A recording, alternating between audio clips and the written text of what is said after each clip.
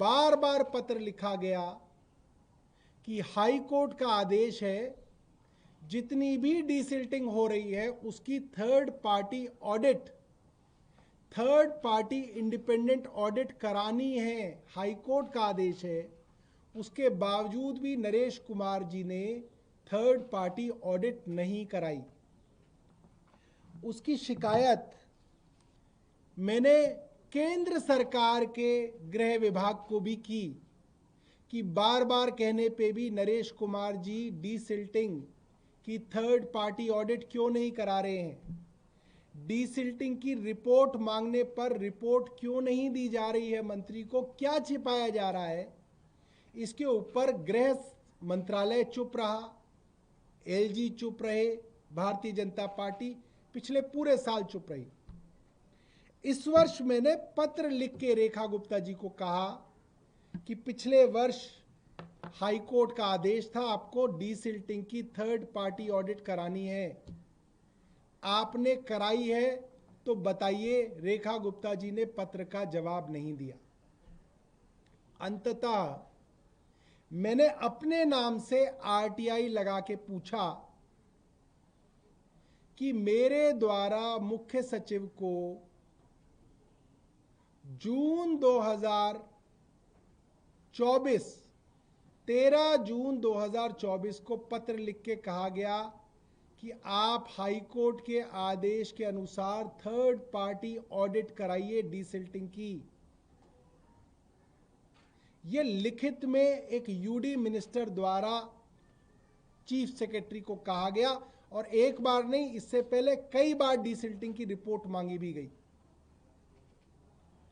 और जब जवाब नहीं आया तो 14 जून को मैंने होम मिनिस्ट्री को, भारत सरकार की गृह विभाग को चिट्ठी लिख के शिकायत की, उस पर भी कोई कार्रवाई नहीं हुई।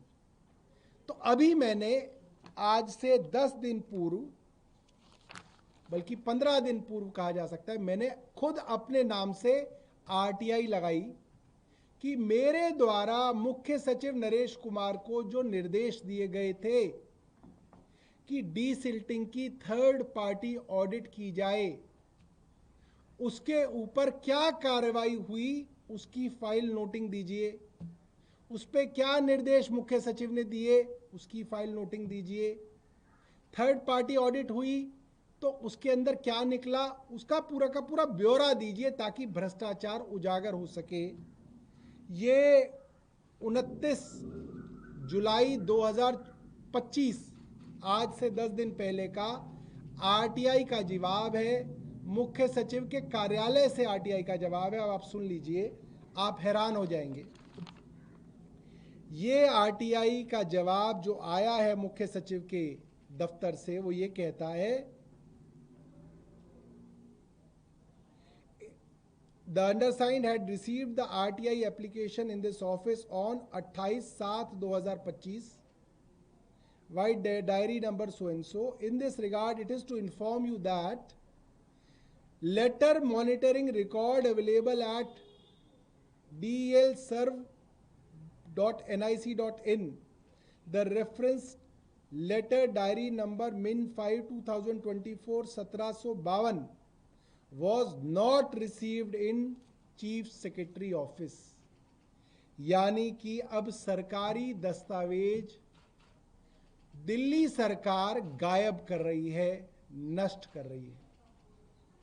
साथियों, ये वो पत्र है जो मैंने चोरी छुपे नहीं लिखा था मुख्य सचिव को। जब ये मुख्य सचिव को पत्र लिखा गया तो मैंने बाकायदा प्रेस वार्ता करके प्रेस में बताया कि मुख्य सचिव को पत्र लिखा गया है, थर्ड पार्टी ऑडिट का क्या हुआ।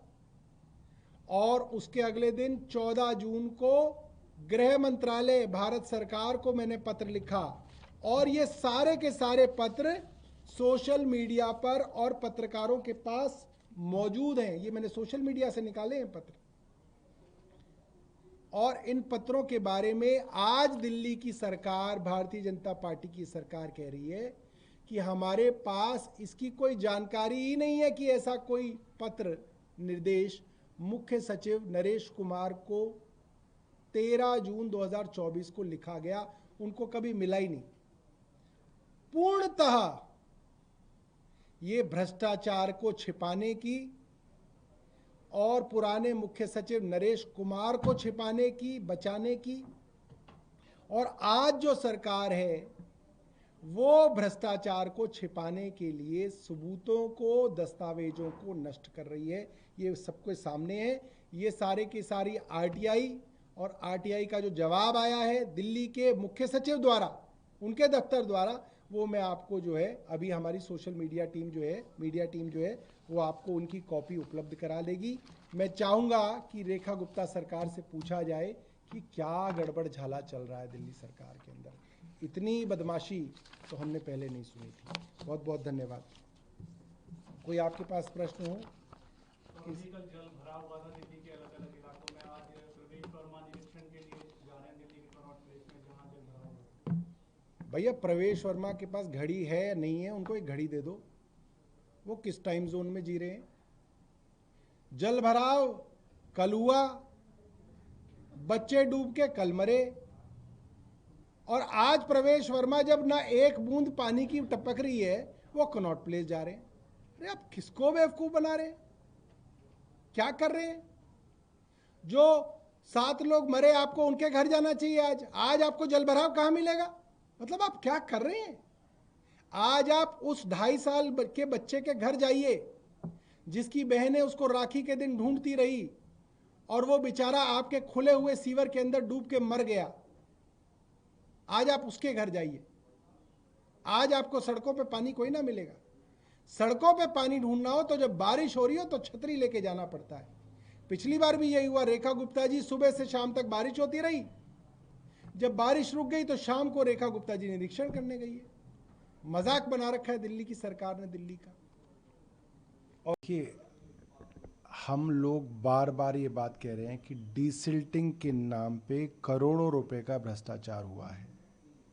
जिस डीसिल्टिंग के बारे में कहा जा रहा है कि हुई, हमारा मानना है कि डीसिल्टिंग के लिए जितना पैसा दिया गया उतनी डीसिल्टिंग नहीं की गई, और इसीलिए हाई कोर्ट का आदेश था कि डीसिल्टिंग जो हो उसकी थर्ड पार्टी इंडिपेंडेंट ऑडिट हो। बार बार कहने पे भी दिल्ली सरकार नहीं बता रही कि उन्होंने थर्ड पार्टी ऑडिट करवाई है या नहीं करवाई है, और अगर करवाई है तो उस ऑडिट में क्या निकला दिल्ली सरकार सबके सामने रख दे। दूध का दूध, पानी का पानी हो जाएगा। अभी जो हाल में आर्मी का ऑपरेशन हुआ था भारत पाकिस्तान के, उसके बाद जनरल भूपेंद्र द्विवेदी का बयान आया है। उन्होंने कहा है कि हम एक तरह से चेस का गेम खेल रहे थे पाकिस्तान के साथ। हमें भी नहीं पता था कि वो लोग क्या करने जा रहे हैं, उन्हें नहीं पता था हम क्या करने जा रहे हैं।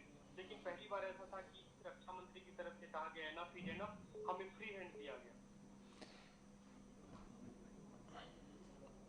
देखिए, आज वही बात सामने आ रही है जिस बात को हम पिछले 3 महीने से कह रहे थे।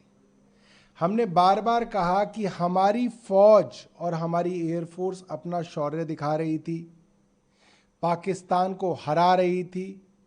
हम लोग चाहते तो पाकिस्तान ऑक्यूपाइड कश्मीर आज भारत का हिस्सा होता, मगर केंद्र सरकार ने यू टर्न ले लिया। केंद्र सरकार पीछे हट गई, और बार बार केंद्र सरकार से हम ये पूछ रहे हैं कि आप पीछे क्यों हटे? आपने फौज को पीछे क्यों हटाया? क्या अमेरिका के दबाव में हटाया? क्या डोनाल्ड ट्रंप के दबाव में हटाया? अगर नहीं हटाया या आप पे दबाव नहीं था तो आप पीछे क्यों हटे? और फौज को और एयरफोर्स को 3 महीने क्यों लग गए अब ये जानकारी देने में? पाकिस्तान के जहाज गिराए गए, इस जानकारी को 3 महीने तक भारत सरकार क्यों छिपाना चाहती थी? क्या भारत सरकार पाकिस्तान की हमदर्द है? क्या भारत सरकार पाकिस्तान की जो नुकसान हुआ उसको छुपाकर पाकिस्तान की छवि बचाना चाहती थी? भारत की केंद्र सरकार चाहती क्या थी, ये बताएं। लगातार जो आप लोग सवाल खड़े कर रहे हैं राहुल गांधी के खुलासों के बाद, फिर से आयोग की तरफ से कहा गया कि राहुल गांधी के दावों में सच्चाई हो तो वो या तो अपनी तरफ से डिक्लेरेशन दे, आदेश से माफी मांगे। लगातार आयोग ये कह रहा है कि उनकी तरफ से जो जानकारी दी गई वो भ्रामक। देखिए, चुनाव आयोग को मैं ये कहना चाहता हूं कि चुनाव आयोग ये डिक्लेरेशन दे दे। चुनाव आयोग ने तो खुद किया है ना।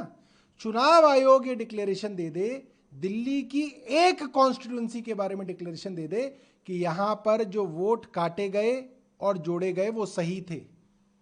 चुनाव आयोग ये डिक्लेरेशन दे दे, खुद चुनाव आयुक्त जो हैं वो एफिडेविट दे दें, जो ज्ञानेश कुमार जी हैं, जो बहुत समझदार समझते हैं अपने आप को, वो अपना हलफनामा दे दें, कोई एक कॉन्स्टिट्यूंसी दिल्ली की चुन लें और बता दें कि यहाँ पे जो वोट काटे गए और जोड़े गए चुनाव से पहले, फरवरी के चुनाव से पहले, वो सब सही थे।